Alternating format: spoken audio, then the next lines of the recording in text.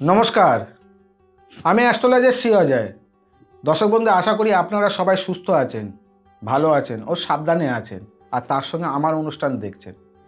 দর্শক বন্ধু, বেশ কিছুদিন ধরে আপনাদের সামনে রাশিচক্র নিয়ে একটা অনুষ্ঠান করছি, যেটা রাশি 12টা যে রাশি তার জোডিয়াকের যে সিম্বল, সেই সিম্বলের ওপরে আপনাদের জীবন কেমন যাবে, ওই সিম্বল আপনাদেরকে জীবনের চারিত্রিক গঠন কিভাবে বোঝাচ্ছে, আপনারা জীবনটাকে কিভাবে নিয়ে যেতে পারবেন, কিভাবে কি চলতে পারে, আর সিম্বলের যে বৈশিষ্ট্য সেটা কি। বেশ কিছুদিন আগে আপনাদের সামনে অনুষ্ঠান করেছিলাম মেষ রাশি, বৃষ রাশি। আজকে আপনাদের সামনে অনুষ্ঠান করব হচ্ছে মিথুন রাশি। মিথুন রাশির জাতক বা জাতিকা আপনাদেরকে বলা হয় হচ্ছে বুধের অধিপতি। তা মিথুন রাশির জাতক বা জাতিকাদের জোডিয়াকে যে সাইন আছে, যেটা সিম্বল, সেটা আপনাদের কি দেওয়া রয়েছে? দুটো, একটা হচ্ছে মেল ও একটা হচ্ছে ফিমেল, দুটো পরস্পর ছবি, একজন আরেকজনের কাঁধে হাত দিয়ে রয়েছে। তাহলে আপনার মিথুন রাশির জাতক বা জাতিকাদের আপনাদের সিম্বল কি দেখাচ্ছে? দুটো, একটা মেল দেখাচ্ছে, একটা ফিমেল দেখাচ্ছে, আর দুজনেই কাঁধে হাত দেওয়া রয়েছে। এর বৈশিষ্ট্যটা কি?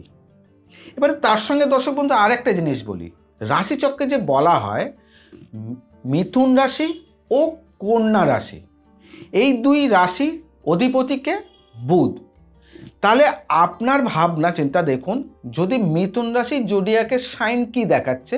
দুজন, মেল ও ফিমেল, কিন্তু কন্যা রাশিতে দেখাচ্ছে শুধুমাত্র একটা ফিমেল। এর কারণ কি? এই কারণের ব্যাখ্যাটা হচ্ছে আপনাদের সামনে তুলে ধরা। তাহলে আজকে আপনাদের সামনে কি আছে? মিথুন রাশি। মিথুন রাশিতে কি দেখাচ্ছে? দুজন, একটা মেল ও ফিমেল। এটার কারণ কি?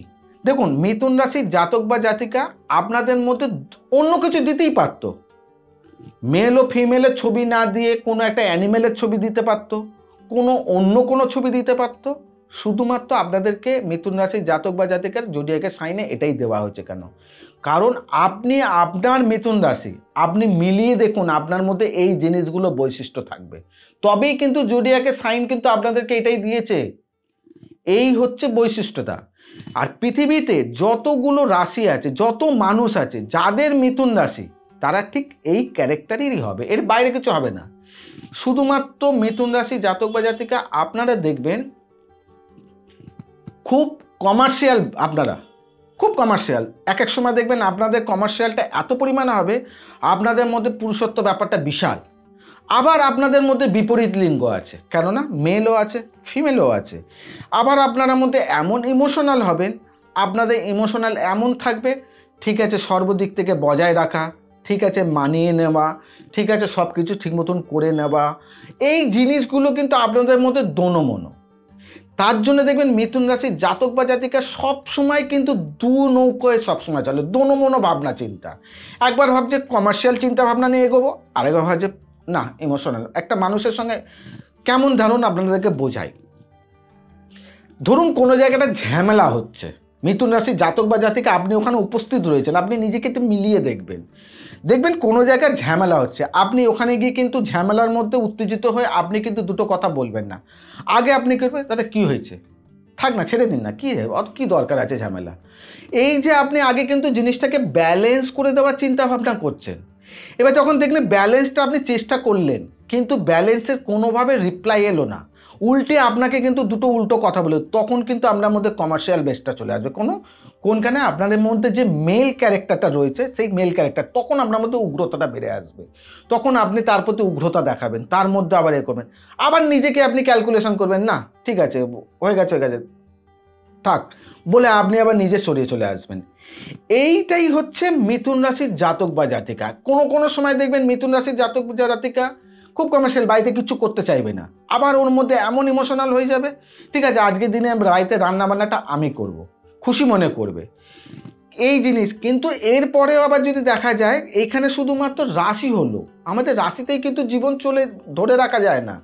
রাশি হচ্ছে আমাদের রাশিগত ক্যারেক্টার, রাশি অনুযায়ী আমাদের জীবনের চলার চরিত্রটা।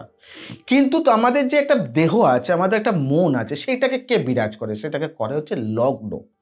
এবারে যদি আপনার যদি কোনোভাবে মিথুন রাশি থাকে, আবার লগ্নও যদি মিথুন হয়, তাহলে আপনার মধ্যে এই জিনিসগুলো একদম পুরো আরও বেশি ইমোশনাল, আরও বেশি কমার্শিয়াল, আরও বেশি সমস্যা এই জায়গাগুলো দেখা দেবে।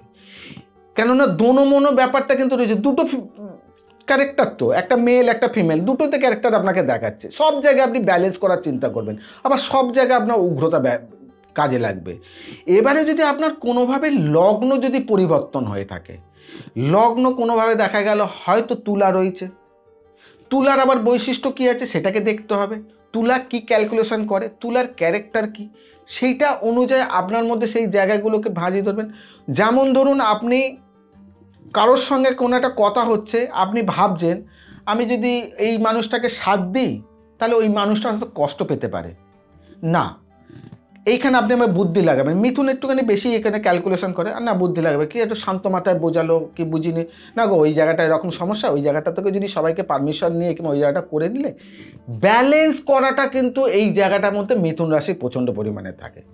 তাহলে মিথুন রাশির দেখুন এই ক্যারেক্টার, কিন্তু কন্যা যখন, আপনিও কিন্তু সেই বুধের জাতিকা, কন্যায় যখন যাবেন সম্পূর্ণরূপে লাইফ আপনার আলাদা হবে। তাহলে আমাদের জোডিয়াকে সাইন যেগুলো দিয়েছে কাউকে কোনোভাবে কমতে কিছু দেয়নি, এর মধ্যে আমাদের জীবনকে কিন্তু চলতে হয়, এইটাই হচ্ছে আমাদের জীবনের পাঠ, এর বাইরে কিচ্ছু নেই। সব কিছু, আমি একটা মানুষ, আমি সিয়া যায় আপনাদের সামনে অনুষ্ঠান করছি, আমার মধ্যে একটা রাশি আছে, আমার মধ্যেও একটা, আমার জন্মছকে একটা লগ্ন আছে, আমার মধ্যেও সেই ক্যারেক্টার কিন্তু প্লে করতে হয়। আপনি যে অনুষ্ঠানটা দেখছেন আপনার মধ্যে হয়তো মিথুন রাশি নাই, কিন্তু অন্য কোনো রাশি, অন্য রাশি অনুষ্ঠান দেখতে থাকুন, দেখবেন আপনি আপনার ক্যারেক্টার মিলিয়ে দেখুন, আপনি এর বাইরে কখনো হতে পারবেন না। তা মানে কি আপনি ক্যারেক্টার থেকে বেরিয়ে যাবেন? কখনো নাই।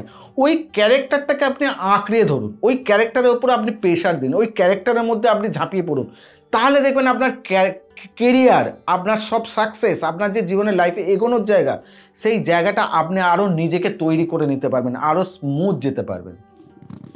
তাই দর্শক বন্ধু, আমার অনুষ্ঠান দেখতে থাকুন, এরকম বিশেষ কিছু তথ্য আপনাদের সামনে তুলে ধরবো, যেটা আপনাদের জীবনে প্রত্যেকটা মুহূর্তে যাতে কাজে লাগে, আপনারা সেই জিনিসটা যাতে বিষয়গুলো বুঝতে পারেন, সেই অনুযায়ী চলতে পারেন। আর তার সঙ্গে অবশ্যই চ্যানেলটাকে সাবস্ক্রাইব করে নেবেন, কারণ এরকম ধরনের অনুষ্ঠান আপনি দেখবেন আপনার জীবনে প্রত্যেকটা মুহূর্তে কাজে লাগবে।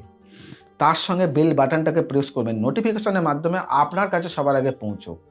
যদি কোনো কিছু বক্তব্য, কোনো কিছু কথা বলার, কোনো কিছু যদি আপনার কিছু মনে প্রশ্ন থাকে, তাহলে অবশ্যই কমেন্টস বক্সে গিয়ে কমেন্টস করুন, তার রিপ্লাই আপনি পেয়ে যাবেন। আর যদি পছন্দ হয়, ভালো লাগে আমার অনুষ্ঠান, তবে অবশ্যই একটা লাইক করবেন।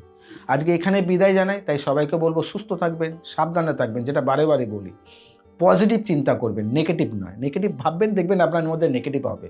যত আপনি নেগেটিভ চিন্তা করবেন, দেখবেন আপনার মধ্যে নেগেটিভ হবে। নেগেটিভ তো আমাদের ছেড়ে যাবে না, ও থাকবেই, কিন্তু নিজের মাইন্ডকে পজিটিভ ভাবনার মধ্যে নিন, দেখুন আপনি নেগেটিভটাকে জয় করে আপনি পজিটিভে চলে যেতে পারবেন। তাই বারে বলি, নেগেটিভ চিন্তা করবেন না, পজিটিভ করুন। তাই এখানে বিদায় জানাচ্ছি, সবাইকে বলবেন সুস্থ থাকবেন, সাবধানে থাকবেন। নমস্কার।